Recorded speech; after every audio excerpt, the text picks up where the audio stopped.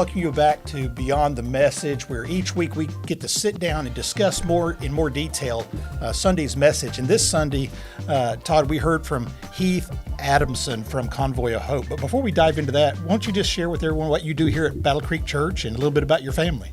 Yeah, thanks a lot, Bob. Well, it's great to be with you guys. And first of all, just want to say, Bob, thank you for you and your team for every week bringing this Beyond the Message. It means so much to the church, to Pastor Alex, and to be able to take time and to help equip our group leaders and those who are watching to dive deeper. So thank you, and you do a fantastic job. Oh, well, thank you. That's great. I appreciate that. But yeah, my name's Todd, and I've been in ministry for over 30 years, and so serve on the executive team now as the executive director of ministry. So easiest way to envision what I do is we've chopped the church in half. We have an operations side, which is led by Chelsea Wooliver, who's the executive director of operations, and then myself, I oversee everything that falls under ministry. So opportunity to help lead all of our campuses, our central ministries, and anything that falls under that category. So, and then Chelsea and myself and Pastor Alex, we comprise the executive team here at Battle Creek. Yeah. And you've been doing that for just over 3 years now, right? Just over 3 years, yep. Married to Tammy, so we've been married for 36 years. We have 4 kiddos. My oldest son, Jake, is actually the campus pastor here at Battle Creek. So God's blessed me with the opportunity to do ministry alongside my own son. So that's always exciting. That's going to be real special. It's very special. And then we've had, in the last couple of years, like 4 grandkids. And trying to get my children to understand some hobbies have a very long tail on them. Yes. So they've a lot of change in our family. Yes, a lot of change. Over the last couple of years. Now, are your kids here in Oklahoma, or? They are. All of them are here. So That's we good. all get to see each other quite a bit. That's Lots of opportunities to babysit. There you go. That's right. Get to be. Are you a grandpa, papa, pops, or? So my daughter-in-law, for our first grandchild, was Ezra. So he was a son. So typically the first grandkid gets to name just, that's like their right. So my daughter-in-law, Angie, is from South Africa. So the word for grandpa is Opa down there. So I am Opa. You're Opa. I'm Opa. So. All right. Well, good. Well, it's good. I appreciate you taking the time to be with us today. And, Sunday, Heath shared an awful lot about Convoy of Hope. And as I was listening to speak, one of the things that came to mind, what really drew us as Battle Creek Church to partner with them? What was, that stood out to you all as you were saying, hey, we need this partner? What drew us to Convoy of Hope? Yeah, disaster relief has been, being in ministry a long time, is always something that the local church has always struggled with. Always being called, feeling the need to call, but many times feeling powerless, especially in the wake of perhaps, because disasters are no respecter of people group, location, timing, right? Mm-hmm. By definition, a lot of times it's just out of control. So the church has always struggled with, how do we respond in a Christ-like way that is sustainable, that can bring relief to people? And over the years, we've seen a lot of solutions, and there's been many good solutions. Mm-hmm. What has really drawn us to Convoy of Hope is their streamlined approach. You can't, things change, technology changes, the ability to respond changes, even disasters have changed. As we're recording this, Hurricane Melissa has just gone through Jamaica, right? Going over now, the eastern part of Cuba and Haiti, and going into the Bahamas. And so, that's a massive, large scale event that seems to be bigger. It's the most powerful one. So all kinds of things are changing in the area of disaster relief. And so Convoy of Hope came on the scene really strong in 2005, ironically after Hurricane Katrina.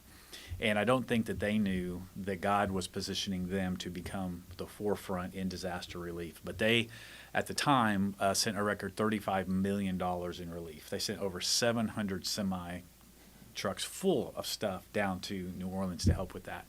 And that really put them on the map and really help them refine. And so as we look at why Convoy, it is who has best positioned them. So number one, it is a placement and a strategy, but most of that stewardship. Right. So those of you who through your generosity support Battle Creek Church through your tithes and your offerings, we want to make sure that we can be smart in the utilization of every single penny that gets sent here. And over the years, a lot of churches have tried a lot of great things. A lot of denominations have tried a lot of great things, and they've all done good, but they've not been able to respond with the efficiency, effectiveness that God has gifted Convoy of Hope. And so as we spanned across and said, who can we partner with? They are they're an obvious choice right now. That could change in the future because, again, we want to see who can meet, who aligns with our vision, our goals, our values, and who can be the best stewards of the funds that God's entrusted us with. Yeah. Well, so we know how they go into a community. So they took like 700 semis to go in there. But when they go into a community after a disaster, how do they balance the immediate relief with recovery afterward and meeting the needs that happen after they've met the immediate needs? Yes, fantastic question. So disaster relief being one of their basically major components. They go in, and one of the things I think that the church missed for a long time was when a disaster would happen, our immediate thing is how do we get there quick to help? Mm-hmm. But what for a long time the church doesn't realize, if you and I show up absent of supplies, we are now a liability. Right. We're now drawing on the very resources that those locals need to be able to rebuild. Convoy does a great job of when they arrive lock, stock, and barrel. And they can immediately take care of the relief and then can begin to help with the reconstruction. And what they do is they're so great at partnering with local churches. So local churches and Convoy do this, and those relationships are there. So there's a seamless transition from Convoy back to the local churches, back to the community. Because what you don't want to do is, some people are familiar with the phrase "when helping hurts." You don't want to go in and begin to subsidize and make a community dependent upon the relief that you're bringing them. And so I think that's an oversimplification. It looks different in varying communities, but that is the goal. Is Convoy really relies on relationships with local churches. So you said earlier, it caught my attention, is that someone who matches up with our core values, our beliefs, where we want to go. How does Convoy measure success? Not just the number of meals or the number of trucks or the number of people that they meet, but how do they measure long-term success when they go to an area? Yeah, I would say that they have kind of a 5-bucket approach, to which disaster relief is one of them. But the way they really gauge it on a larger scale, you obviously have the disaster relief, but it's also how communities that they get involved with outside of disaster, what community change do they see? And you can't always put a specific numerical figure on that, but what you can see is you can see the outcome of poverty being relieved, businesses starting. And so Convoy really has this 5-bucket approach. So they have the disaster relief, but they also have a children feeding program. So it's kind of funny. You could kind of say they get ahead of the storm. So in some communities, especially in third world countries, they're feeding 658,000 children every single day. Oh, wow. So they go in because they believe that if you can feed the children and you can eradicate some of that and kids can get good nutrition, then that's going to create traction and momentum for them to become better adults, better education, obviously, so on and so forth. Another bucket they do is women's empowerment. So they really believe in going in and teaching women to become business owners. A lot of these just have different social constructs, and so they go in and really teach the women how to think even outside of the home, the businesses, those types of things. They also do something called community engagement, where they go in and they actually create community involvement with businesses. So this is an area where actually Convoy has partnered with TC Egypt. So another aspect of us here at Battle Creek is they invested in a small business called Hush, which is actually a clothing line in Egypt that pushes Christian values. So they actually invested money in there. And so then another one of the buckets that they do is agriculture. So they'll go into a community and they'll help them plant crops. They'll help them assess all the environmental aspects. So in many ways, they're doing those types of things ahead of the storm that helps a community weather a natural disaster. But even if it never hits, that's how they measure success. So it's not just in things handed out, but how do we see an entire community grow? Yeah, that's great. It's to know that it's not just, hey, look what we did. It's what can we continue to do? Yes, and have this absolutely. relationship to build and let us see we're not just dropping something off and walking out. We want to walk through the recovery period, and then how can we help you grow? And Yes. help you know. So what are some things, with us being in Tulsa, Oklahoma, are there things that we have already worked with Convoy in Tulsa? Are there areas that they're already serving in here that we're kind of a partner with here in the Tulsa area? Yeah, well, it's the big T word, Bob, the tornadoes, right? Yes. And flooding, I should say, probably flooding even more. Yeah. So all of the natural disasters that we experience in the Midwest, the unique thing about Convoy is one of their main distribution is out of Springfield, Missouri. They actually started in California in 1994 and then relocated in 1996 to Springfield. They have now distribution centers on the West Coast, on the East Coast, and then Springfield is kind of the big one. So in their warehouse, they literally have trucks that are already preloaded all year long. So it's like a preloaded gun ready to shoot. And so you'll see in many of the and I've had an opportunity to work with them for 15 years. So the times that we've had flooding, major tornadoes, and more, those types of things, you'll see a Community of Hope tractor trailer there almost instantaneously. So they monitor it. They'll stage outside of an area if they know that there's a disaster called for, or potentially like a hurricane. You have a little bit of warning, so you can move resources in an area and into a location where you can respond quicker and more rapidly. That's great. Be able to get there and have it ready to go. I didn't realize they had that many locations. They do. Across there. It's impressive. Yeah, I've heard when John Plum was sharing with me about he's been up there to Springfield and seen the whole operation, just telling me some of the things up there. It's just amazing. Feel like Yep. Seems like something I need to do on a vacation. Go and check out Convoy of Hope. There you go. On my way to Branson. On maybe. your way to Branson. Yeah, on my way to The Branson. Dixie Stampede. Yeah. There you go. Dollywood.